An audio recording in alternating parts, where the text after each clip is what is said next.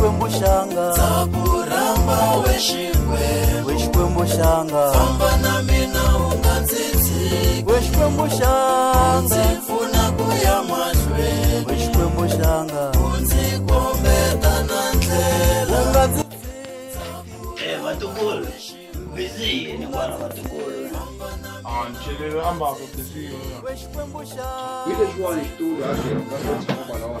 wena khesa vatukulu vatukulu tola ndlela Akuhumelela yini?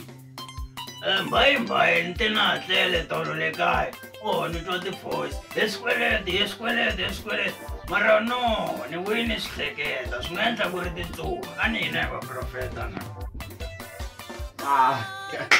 Akeli. Ai so se. i yini na Ai titsumi akeli. Lihleketa ku nga ku ri vanhu va tikuleriwana.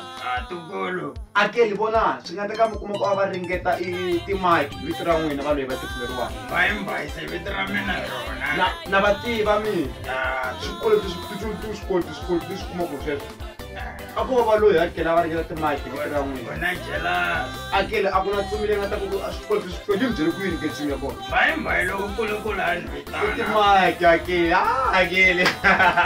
Leswo mikisa byala akeli khami akeli. Bona se mahuleli wa mina mbela mi ri titsumi. A hi titsumi akeli. woni u yima na yona mhaka leyi